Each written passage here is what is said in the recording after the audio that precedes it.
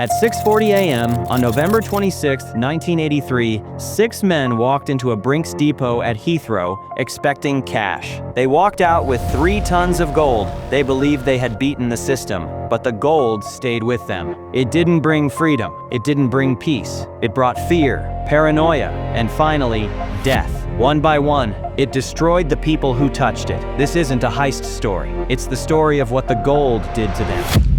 The robbery didn't begin with alarms or broken doors. It began quietly, with inside help. Just before dawn, 6 armed men arrived at Unit 7 of the Brinksmat Depot on the Heathrow International Trading Estate. They weren't guessing their way in. One of the company's own guards, Anthony Black, had already given them everything they needed. Details of the building, staff routines, even copies of the keys. Inside the depot, 2 employees were on duty. They had no warning. The men rushed them. Hoods were forced over their heads. Petrol was poured over their bodies. Then, matches were produced. The message was simple: cooperate or burn. Faced with that choice, the staff handed over the vault combinations. The gang opened the secure area, expecting cash. Instead, stacked in front of them was something no one had planned for: gold. Roughly 3 tons of it, around 6,800 solid gold bars, along with diamonds and cash stored overnight. In 1983, the haul was valued at £26 million. Today, it would be worth several times that. For a moment, the robbery stalled. Gold isn't like cash. You can't fold it. You can't slip it into pockets. You can't spend it without people noticing. So how could 6 men carry all that gold without anyone noticing? They adapted. They used the depot's own forklift truck, lifting bar after bar, loading them into a single getaway van. The weight slowed everything down. What should have been a quick hit stretched into nearly 2 hours by the time they finally drove away. Just after 8:15 a.m., the guards were locked in and helpless. The alarm wasn't raised until 8:30. By then, the gold was already moving.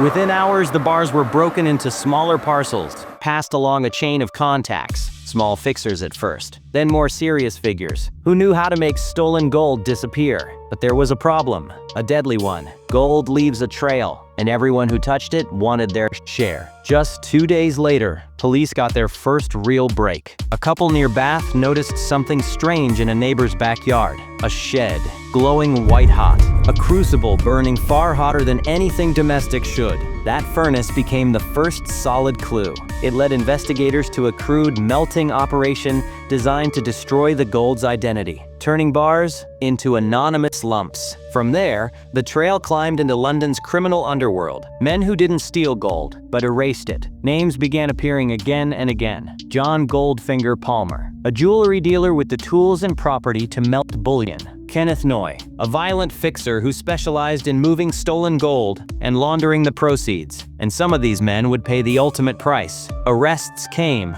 but they didn't end the story. They only pushed it into darker territory. In December 1984, 2 of the original robbers, Michael McAvoy and Brian Robinson, were convicted and sent to prison, but the gold was already scattered. In 1986, another trial followed. Noye, Brian Reeder, Garth Chappell, and others were convicted of conspiring to handle the stolen bullion and evade tax. Noye was sentenced to 14 years. By then, the damage was done. Over the years that followed, people connected to the Brinksmat gold began turning up dead. Some were shot, some vanished. Some were killed over disputes tied directly to missing shares of the haul. Detectives and journalists gave it a name, one that sounded half-joking, but wasn't. The Curse of Brinksmat. And the curse didn't stop with the criminals. In January 1985, police officer John Fordham was stabbed to death during surveillance at Kenneth Noye's home. Noye was acquitted of murder, claiming self-defense, but the killing left a permanent scar on the case. Years later, he would be jailed again, this time for an entirely different murder. The gold's impact even shook the financial world. On the 30th of September 1984, Johnson Matthey bankers, deeply exposed to the fallout, collapsed and had to be rescued to protect the London gold market. Insurers paid out millions. Lloyd's took one of its biggest hits. but the gold itself never came back. Only fragments were recovered. Most of the 3 tons was melted, recast, and quietly fed back into legitimate markets. Some may sit today in bank reserves. Some may be worn as jewelry, indistinguishable, untouchable, and the deaths kept coming. In June 2015, John Goldfinger Palmer was found dead in his Essex home. At first, it looked natural. Then the autopsy revealed gunshot wounds. The file was reopened. Others linked to the gold met similar ends. 40 years later, the simplest truth remains the darkest one. The Brinks-Mat heist didn't just steal gold. It destroyed lives, corrupted systems, and left behind a fortune that has never been fully accounted for. Don't go anywhere. There's something else to see on your screen.